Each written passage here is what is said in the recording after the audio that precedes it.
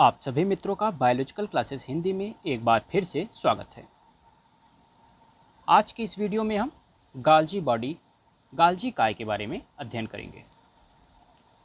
यह हमारा 10वां लेक्चर है। इससे पहले हमने 9 लेक्चरों में कोशिका का परिचय, यूकैरियोटिक कोशिकाएं, प्रोकैरियोटिक कोशिकाएं, पादप व जंतु कोशिकाएं और कोशिकांगों के बारे में अध्ययन किया।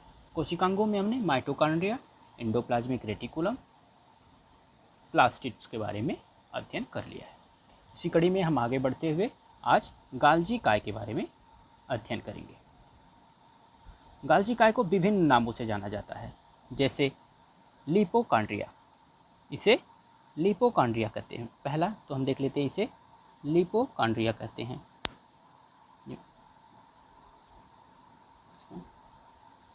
इसे लिपोकॉन्ड्रिया कहते हैं। पहला इसे लिपोकॉन्ड्रिया,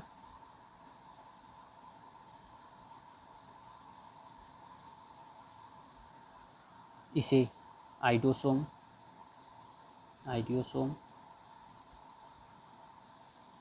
इसे डाल्टन कॉम्प्लेक्स। आप चाहें तो इसे नोट कर सकते हैं, मैं बोल दे रहा हूँ।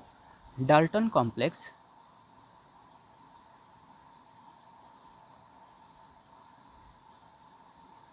बेकर्स बॉडी,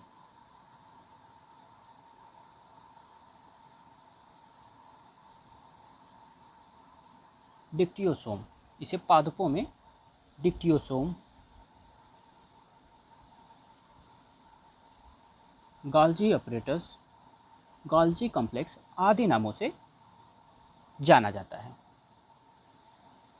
ठीक है, चलिए देखते हैं उसके बाद इसकी खोज। तो इसकी खोज करने वाले वैज्ञानिक का नाम है कैमिलो गाल्जी।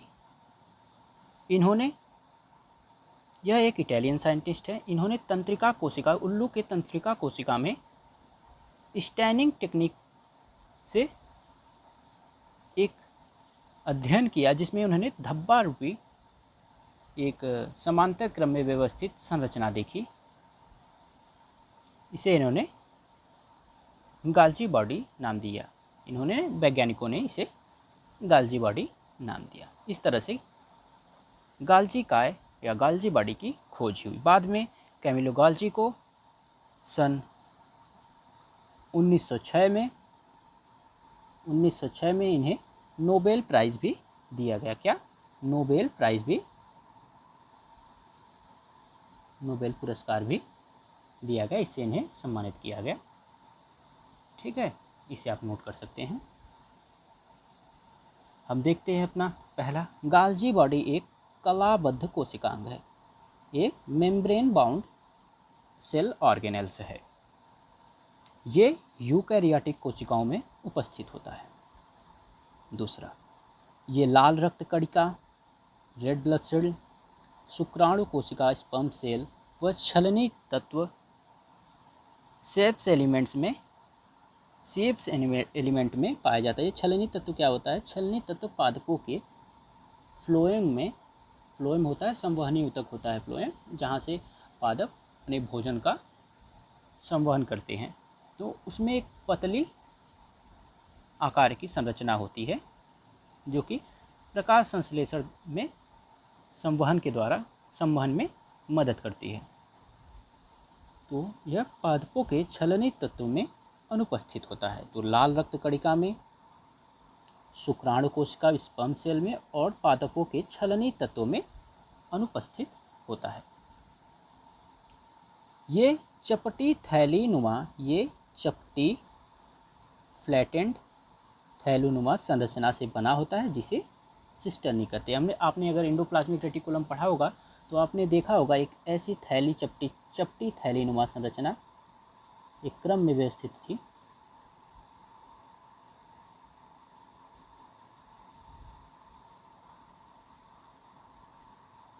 ऐसी संरचनाएं होती, चपटी थैलीनुमा संरचनाएं होती हैं। ठीक है, में व्यवस्थित होता है। इसे सिस्टर्नी कहते हैं। इसे क्या कहते हैं? सिस्टर्नी कहते हैं। इसे सिस्टर्नी कहते हैं। ठीक है, आगे बढ़ते हैं। चपटी थैलीनुमा संरचना से बना होता है जिसे सिस्टर्नी कहते हैं। पांचवा देखते हैं, ये परिवहन, ट्रांसपोर्टेशन, संशोधन व प्रोटीन व लिपिड के पैकेजिंग वेसिकल्स में करता है। आपने पढ़ा होगा एंडोप्लाज्मिक रेटिकुलम में कि वेसिकल्स में पैकेजिंग होकर प्रोटीन व लिपिड अंतःप्रद्रव्य जलिका एंडोप्लाज्मिक रेटिकुलम से आगे के प्रोसेस के लिए, आगे के मॉडिफिकेशन के लिए गाल्जी काय में प्रवेश करते हैं। तो ये चपटी थैलीनुमा से बना होता है जिसे सिस्टर्नी कहते हैं। ये परिवहन, संशोधन व प्रोटीन व लिपिड का पैकेजिंग वेसिकल्स में करता है। वहाँ से जब एंडोप्लाज्मिक रेटिकुलम से ये गाल्जी काय में प्रवेश करता है शीर्ष भाग में, वहाँ पे इसका मॉडिफिकेशन होता है। उसके बाद यह फिर से वेसिकल्स में इसका पैकेजिंग होता है और वह लक्षित स्थानों पर, चाहे कोशिका के अंदर हो या बाहर, स्रावित कर दिया जाता है। तो जिस वेसिकल्स की सहायता से अंतःप्रद्रव्य जलिका से लिपिड प्रोटीन्स आदि गाल्जी काय में प्रवेश करते हैं, उस वेसिकल्स को ट्रांसपोर्ट वेसिकल्स कहते हैं। और उस वेसिकल्स के अलावा जब गाल्जी काय का वेसिकल्स मॉडिफिकेशन के बाद पदार्थों को पैकेज करने के बाद इन पदार्थों को स्रावित करता है, जिस वेसिकल्स में भरकर पदार्थों को लक्षित स्थानों पर पहुंचाता है, उस वेसिकल्स को स्केटरी वेसिकल्स कहते हैं, स्रावी पुटिकाएं या थैलियाँ कहते हैं। ठीक है, हम आगे देखते हैं। वेसिकल्स के माध्यम से पदार्थों को तय लक्ष्यों तक पहुंचाता है। हमने बात किया था अभी कि दो तरह के वेसिकल्स हैं। अगर हमने बात कर लिया, ये संरचना बना दी, अगर ये हमारा एंडोप्लाज्मिक रेटिकुलम हो गया, ये हमारा एंडोप्लाज्मिक रेटिकुलम हो गया, यहाँ से वेसिकल्स आए, ये गाल्जी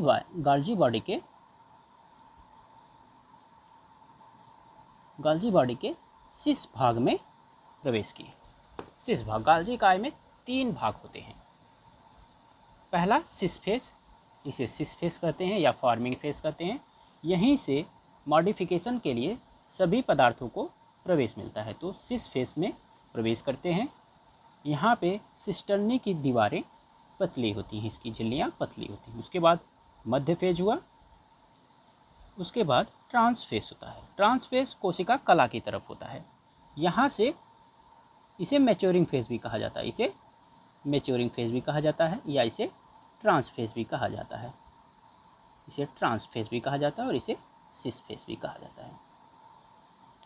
तो यहाँ से पुटिकाएँ, यहाँ से वेसिकल्स प्रवेश की गाल्जी काय में। उसके बाद यहाँ इसका मॉडिफिकेशन हुआ, यहाँ पे इसका मॉडिफिकेशन हुआ पदार्थों का। उसके बाद पुनः ट्यूबुल्स में मैच्योरिंग फेज में आने के बाद, ट्रांस फेज को मैच्योरिंग फेज भी कहते हैं, मैच्योरिंग फेज में आने के बाद इन पदार्थों का मॉडिफिकेशन हो चुका होता है और यहाँ पे इसकी पैकेजिंग होती है, और ये पुटकाओं में पैकेजिंग होती है, वेसिकल्स में पैकेजिंग होती है। उसके बाद यह यहाँ से बाहर कोशिकाओं में उनके तय लक्ष्यों तक पहुँचा दिया जाता है पुटिकाओं के माध्यम से, वेसिकल्स के माध्यम से।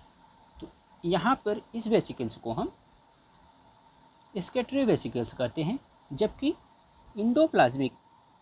इंडोप्लाज्मिक रेटिकुलम से स्रावित निकलने वाली वेसिकल्स को ट्रांसपोर्ट वेसिकल्स कहते हैं।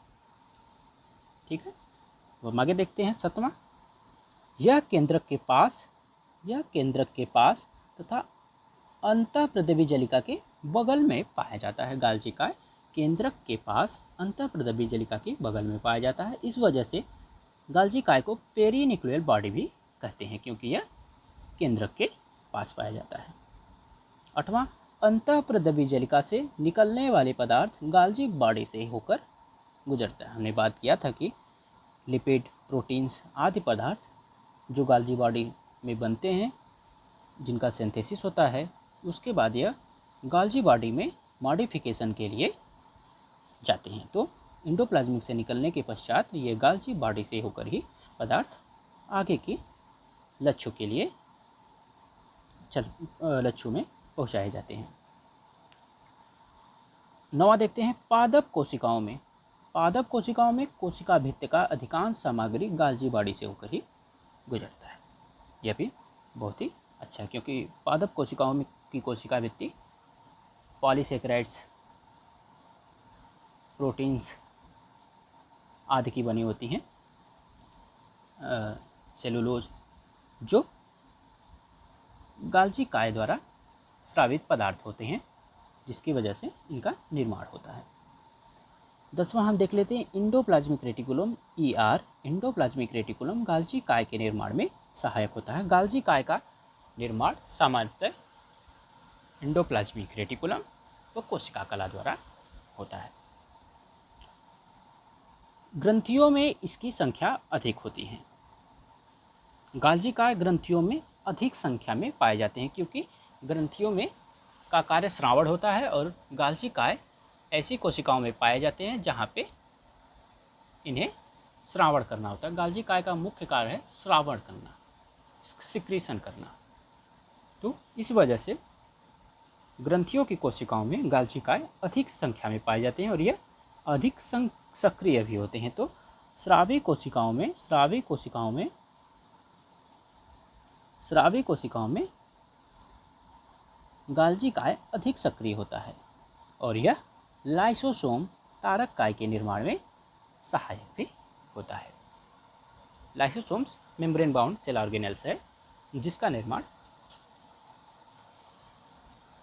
गाल्जी काय की मदद से होता है। हम इसकी संरचना देख लेते हैं गाल्जी काय की। हम अभी चित्र देखेंगे जिससे आपको वो आसानी से समझ में आ जाएगा और यह PDF हम डिस्क्रिप्शन में देंगे, वहाँ से आप जाके PDF को आसानी से डाउनलोड कर सकते हैं बिल्कुल मुफ्त में। ठीक है, अगर आप लोगों को वीडियो पसंद आ रहा हो तो उम्मीद करता हूँ चैनल को सब्सक्राइब करेंगे। चलिए आगे देखते हैं स्ट्रक्चर के बारे में। इसका निर्माण लाइपोप्रोटीन की इकाई झिल्ली से होता है। यह single membrane bound cell organelles है। इसका निर्माण यूनिट मेम्ब्रेन से होता है जो कि लाइपोप्रोटीन की बनी होती है। लाइपोप्रोटीन की इकाई झिल्ली से होता है। गाल्जी काय एक ध्रुवीय ऑर्गेनेल्स है, एक पोलराइज्ड ऑर्गेनेल्स है जिसमें 2 फेस होते हैं, सिस व ट्रांस, हमने बात किया था। और मध्य भाग को यहाँ पे हमने इंक्लूड नहीं किया है क्योंकि मुख्यतः 2 ही भाग होते हैं। हम मध्य भाग के क्रियाओं के हिसाब से हम बात कर लेते हैं उस पर, लेकिन इसका 2 भाग होता है, सिस फेस और ट्रांस फेस। ये 4 से 8 चपटी थैलीनुमा समांतर तहों से मिलकर बना होता है। ये हमने बात किया था कि चपटी कोशिकाओं में चपटी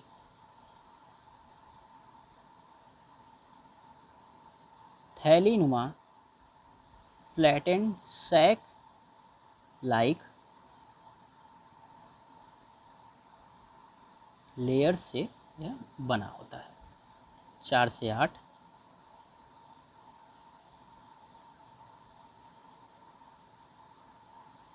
ठीक है, कुछ इस प्रकार से होता है।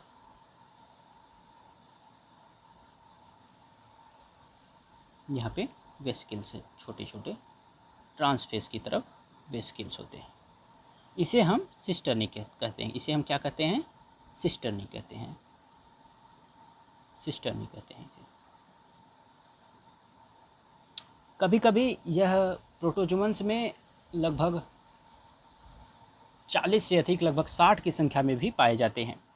पादपों में गाल्जी काय की संख्या अपेक्षाकृत कम होती है क्योंकि पादपों में कम श्रावण होता है। इस वजह से पादपों में गाल्जी काय की संख्या कम होती है, जबकि प्रोटोजोअन्स में लगभग 60 की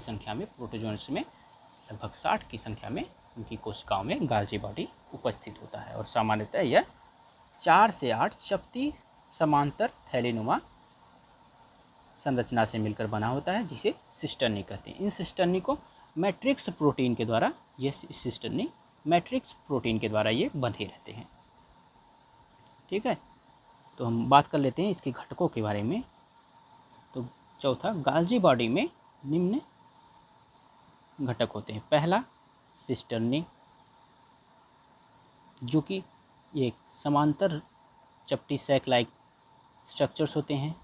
रिक्तिकाएँ होती हैं, वैक्यूल्स होती हैं, छोटी बड़ी थैलीनुमा संरचना होती है जिसमें एंजाइम्स भरे होते हैं, उसे वैक्यूल्स कहते हैं। उसके बाद वेसिकल्स होती हैं जिसे हम थैलियाँ या पुटिकाएँ कहते हैं। वेसिकल्स श्रावण का कार्य करती है।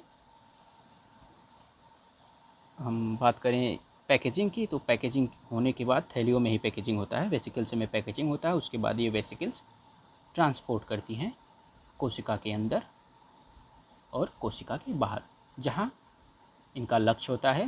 मॉडिफिकेशन के बाद यह पदार्थों को उस लक्ष्य तक पहुँचाती है। उसके बाद बात करते हैं नलिकाओं के, ट्यूबुल्स की। तो यह गाल्जी काय में नीचे की तरफ छोटे शाखान्वित भाग होते हैं जिसे ट्यूब्यूल्स कहते हैं, या ट्रांसफेस की तरफ पाए जाते हैं। हम देख लेते हैं यहाँ पे संरचना गाल्जी अपरेटस की। यह इसका सिस फेस हो गया। गाल्जी काय का यह सिस भाग है।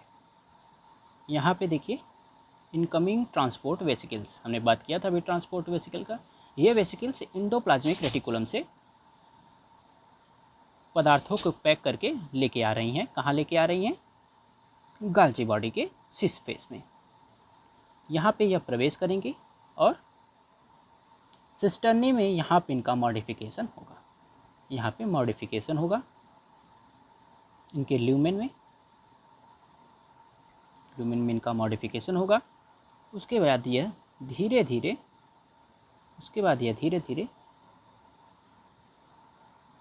नीचे की तरफ मैच्योर होकर, पैकेजिंग होकर इनका ये यहाँ पर प्रवेश करेंगे और यहाँ से यह पुनः देख रहे हैं, यहाँ पे देख रहे हैं ये वाला भाग, यहाँ से ये इसका पैकेजिंग हो रहा है। यहाँ पे ट्यूब्यूल्स में ही यहाँ पे इनका पैकेजिंग हो रहा है। यहाँ पे ये पैकेजिंग करते हैं। ये ट्यूब्यूल्स हो गया, ये छोटी छोटी संरचना, ये ट्यूब्यूल्स हो गई, छोटी ब्रांच्ड स्ट्रक्चर है, इसे ट्यूब्यूल्स कहते हैं। उसके बाद ये वैक्यूल्स हो गए और ये वेसिकल्स हो गए। यहीं पे इनका पैकेजिंग होगा और ये आगे की तरफ तय लक्ष्यों पर भेज दे जाएंगे। ठीक है, आपने, हमें लगता है कि समझ में आया होगा, फिर से एक बार कर देते हैं। इंडोप्लाज्मिक रेटिकुलम से ट्रांसपोर्ट वेसिकल्स की सहायता से पदार्थ सिस फेज में, गाल्जी काय के सिस फेज में प्रवेश करते हैं, जहाँ पर इनका प्रवेश होता है।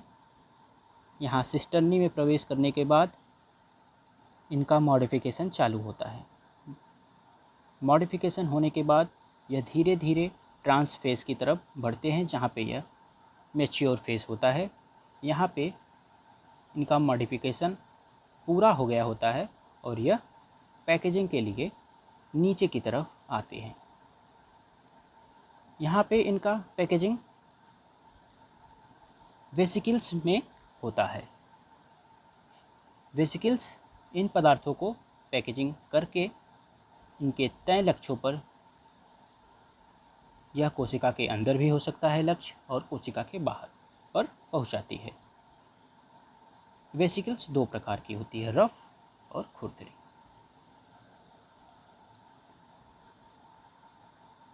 आप लोगों को हमें लगता है समझ में आया होगा। चलिए प्रयास करेंगे फिर से एक बार पढ़ने का इसी का।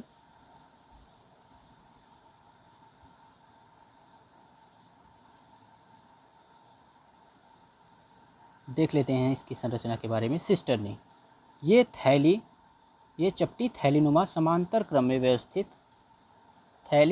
चपटी थैलीनुमा समांतर क्रम में व्यवस्थित चिकनी कला से बनी संरचना होती है। चिकनी कला से बनी मतलब इसकी कला पर राइबोसोम अनुपस्थित होता है। तो ये चपटी समांतर क्रम में व्यवस्थित चिकनी कला से बनी संरचना होती है। यह कला लाइपोप्रोटीन की बनी होती है।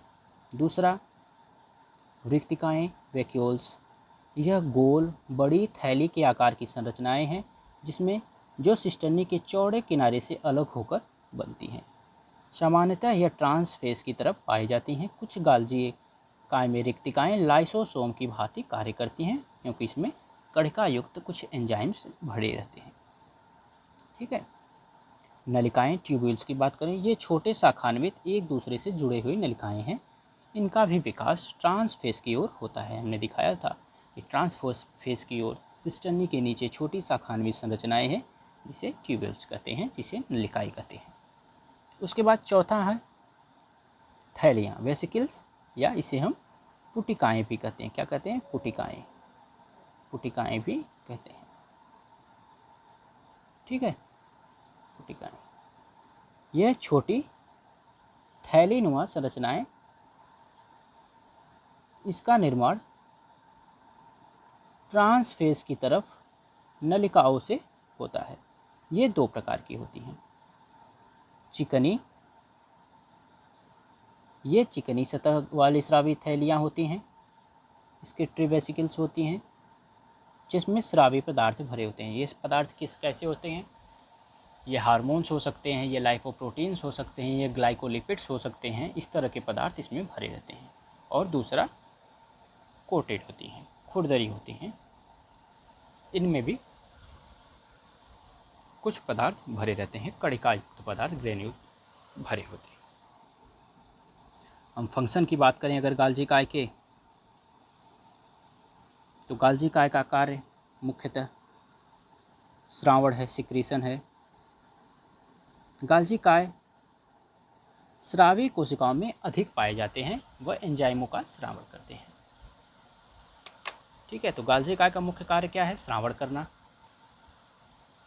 सिक्रीशन करना। ये इसलिए इस वजह से ये स्रावी कोशिकाओं में अधिक पाए जाते हैं, स्केटरी सेल्स में अधिक पाए जाते हैं, जहाँ पे श्रावण होता है। जैसे ग्रंथियों में अधिक पाए जाते हैं, अग्नाशय में इसकी संख्या है अधिक होती है। उसके बाद दूसरा अग्रपिंडक का निर्माण, फॉर्मेशन ऑफ एक्रोसोम। ठीक है, शुक्राणुओं के अग्रपिंडक के निर्माण में सहायक होते हैं। अग्रपिंडक क्या होता है? ये हम शुक्राणु की संरचना बना ले रहे हैं, ये शुक्राणु की संरचना है।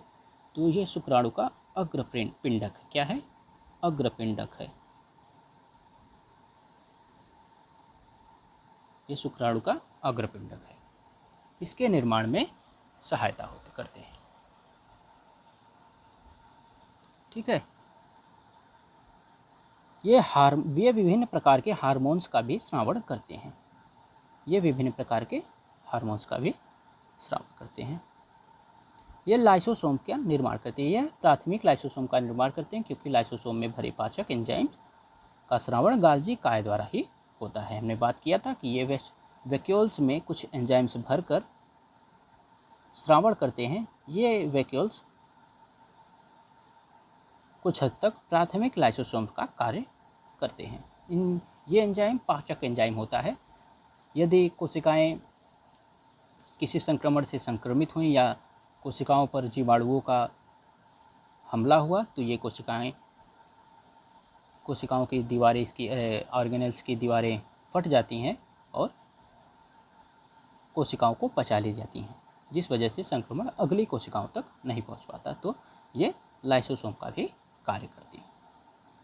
कोशिका भित्ति का निर्माण, कोशिका भित्ति का निर्माण भी, पादप कोशिका की भित्ति का निर्माण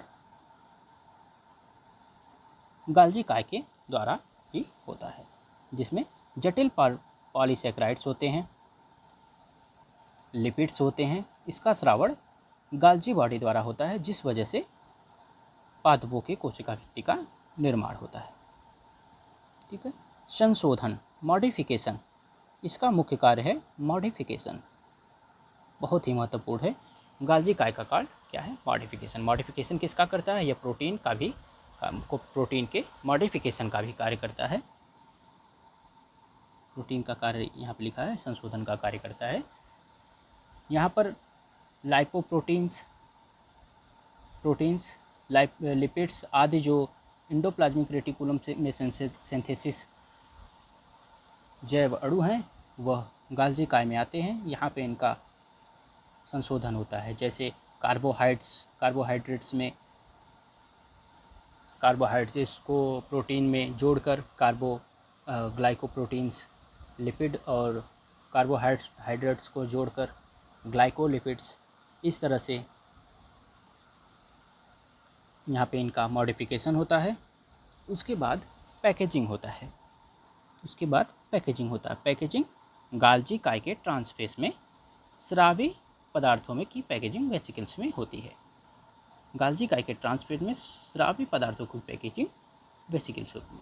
हमने बात किया था कि जब संशोधन हो गया होता है, मॉडिफिकेशन हो गया होता है पदार्थों का, तो उनके तय लक्ष्यों तक पहुंचाने के लिए इन पदार्थों की पैकेजिंग होती है। पैकेजिंग वेसिकल्स में होती है। यह पैकेजिंग ट्रांसफेस में होती है।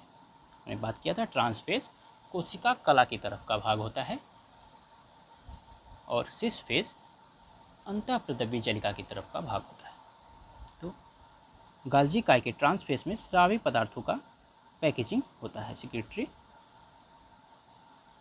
सब्सटेंस का पैकेजिंग होता है वेसिकल्स में। ठीक है, आगे हम देखते हैं परिवहन। गाल्जी काय वेसिकल्स द्वारा पैक स्रावी पदार्थों को चिन्हित लक्ष्यों तक पहुंचाती हैं। जब पदार्थों का मॉडिफिकेशन हो रहा होता है तभी लक्ष्यों को तय कर लिया जाता है कि पदार्थों को कहाँ पे इन स्रावी पदार्थों की आवश्यकता है। उसके बाद इनका पैकेजिंग होता है वेसिकल्स में और वेसिकल्स के माध्यम से यह पदार्थों के तय लक्ष्यों पर पदार्थों को पहुंचाती हैं। यह लक्ष्य अंतःकोशिकीय या बाह्य कोशिकीय हो सकते हैं। यहाँ पे नोट है, यह ग्लाइकोप्रोटीन, ग्लाइकोलिपिड व विभिन्न एंजाइम व हार्मोन्स के निर्माण का महत्वपूर्ण स्थान है। आप लोग बस इतना ही याद कर लेंगे तो भी बहुत महत्वपूर्ण हो जाएगा कि यह ग्लाइकोप्रोटीन, ग्लाइकोलिपिड व विभिन्न हार्मोन्स के निर्माण का प्रमुख स्थान है, महत्वपूर्ण स्थान है। ठीक है, आगे हम इसकी संरचना देखते हैं। देखिए, एक समरी के रूप में हम यहाँ देख लेते हैं। रफ एंडोप्लाज्मिक रेटिकुलम से राइबोसोम द्वारा प्रोटीन्स का सिंथेसिस होता है, जहाँ एंडोप्लाज्मिक रेटिकुलम इस प्रोटीन को पैक करती हैं वेसिकल्स में, ट्रांसपोर्ट वेसिकल्स। इस वजह से इन्हें ट्रांसपोर्ट वेसिकल्स भी कहते हैं, टी वेसिकल्स भी कहते हैं। यहाँ पर ट्रांसपोर्ट वेसिकल्स आगे के प्रोसेस के लिए, आगे के मॉडिफिकेशन के लिए गाल्जी बॉडी में प्रवेश करता है। यह गाल्जी बॉडी का शीर्ष भाग है। यहीं पे पदार्थों के प्रवेश के लिए अनुमति मिलती है। यहाँ से शीर्ष भाग में प्रवेश करने के बाद यहाँ पर इनका मॉडिफिकेशन होता है। यहाँ पे पदार्थों का मॉडिफिकेशन होता है। इन मॉडिफिकेशन में फास्फेट समूह को भी एंजाइम्स, गाल्जी बॉडी के एंजाइम्स भाग लेने के लिए प्रेरित करते हैं। फास्फेट समूह भी आते हैं इसमें।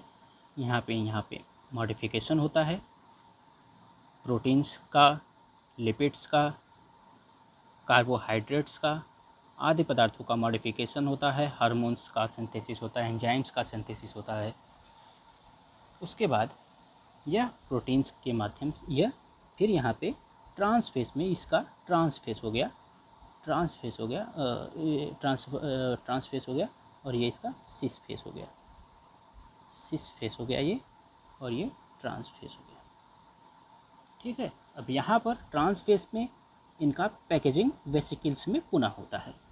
अब इस वेसिकल्स को हम ट्रांसफर वेसिकल्स न कह करके इसके ट्रे वेसिकल्स कहते हैं, क्योंकि अब यह गाल्जी बॉडी द्वारा स्रावित किए जा रहे हैं। अब ये पदार्थों को स्रावित कर रहे हैं, ले जा रहे हैं गाल्जी बॉडी द्वारा। कहाँ ले जा रहे हैं? यहाँ पे एक एरो बना है कोशिका के अंदर और यहाँ पे भाग बना है कोशिका के बाहर। यह एंडोसाइटोसिस या एक्सोसाइटोसिस के माध्यम से कोशिकाओं में पदार्थों के अंदर या बाहर तय लक्ष्यों पर ले जाते हैं। ये रहा गाल्जी काय का पूरा कार्य। एक बार फिर से हम बात कर लेते हैं समरी के रूप में। तो गाल्जी काय का खोज इटालियन साइंटिस्ट कैमिलो गाल्जी ने 1898 में किया था। कहाँ किया था? तो आउल की नर्वस सेल में इसकी खोज की थी। यह single membrane bound cell organelles है जो कि लाइपोप्रोटीन की बनी होती है इसकी मेम्ब्रेन। इसका मुख्य कार्य अंतःप्रद्रव्य जलिका द्वारा बनाए गए प्रोटीन्स, लिपिड्स आदि पदार्थों का मॉडिफिकेशन करना। ये पदार्थ ट्रांसपोर्ट वेसिकल्स की सहायता से गाल्जी काय के शीर्ष भाग में प्रवेश करती है। यह शीर्ष भाग जहाँ पदार्थों को प्रवेश करने की अनुमति होती है। शीर्ष भाग की सिस्टर्नी का दीवार पतला होता है अपेक्षाकृत। यहाँ से यह पदार्थ मॉडिफिकेशन के लिए आगे की तरफ बढ़ता है, मध्य फेज में पहुँचता है, जहाँ पर शीर्ष फेज की अपेक्षा सिस्टर्नी की दीवार कुछ मोटी होती है। उसके बाद यह संशोधन का कार्य पूरा होता है, मॉडिफिकेशन का कार्य पूरा होता है और पदार्थ आगे ट्रांस फेज की तरफ, मैच्योरिंग फेज की तरफ पहुंचते हैं, जहां पर इनका पैकेजिंग वेसिकल्स के रूप में होता है। इन वेसिकल्स में पदार्थ जैसे लाइपोप्रोटीन, प्रोटीन्स का संशोधन से बने हुए भाग व पदार्थ, माफ़ करिएगा, ग्लाइकोलिपिड्स और ग्लाइकोप्रोटीन्स होते हैं जो कि लिपिड व प्रोटीन के संशोधित भाग होते हैं। कुछ एंजाइम्स आदि का पैकेजिंग वेसिकल्स में होता है। वेसिकल्स की सहायता से इन पदार्थों को पहले से तय लक्ष्यों की तरफ पहुंचाया जाता है। यह पहुंचाने की प्रक्रिया कोशिका के अंदर भी होती है और कोशिका के बाहर भी होती है। इस वजह से इसे एंडोसाइटोसिस, अंतः कोशिकीय व एक्सोसाइटोसिस, बाह्य कोशिकीय श्रावण भी कहते हैं। यह वेसिकल्स स्केटरी वेसिकल्स, स्रावीय पुटिकाएँ या थैलियाँ या वेसिकल्स कहलाती हैं। सामान्यतः गाल्जी बॉडी पादपों में कम संख्या में, जबकि जंतुओं में की ग्रंथियों में स्रावी कोशिकाओं में अधिक संख्या में उपस्थित होते हैं, जो कि 4 से 8 की समांतर सिस्टर्नी से बने होते हैं। ये सिस्टर्नी मैट्रिक्स प्रोटीन के द्वारा बंधी हुई होती है, जबकि कुछ प्रोटोजोन्स में इसकी संख्या 60 होती है। इसे एक पेरीन्यूक्लियर सेल ऑर्गेनेल्स कहते हैं, क्योंकि यह कोशिका के चारों तरफ,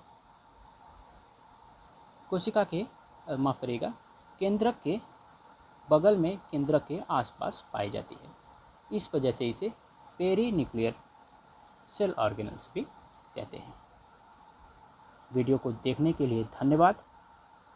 आशा करता हूं कि आप इस नए चैनल को आगे की तरफ प्रमोट करने के लिए सब्सक्राइब अवश्य करेंगे। यदि आप यहां से कुछ सीखे हैं, कुछ जाने हैं, तो मैं उम्मीद करता हूं कि कम से कम आप चैनल को सब्सक्राइब अवश्य करेंगे। धन्यवाद।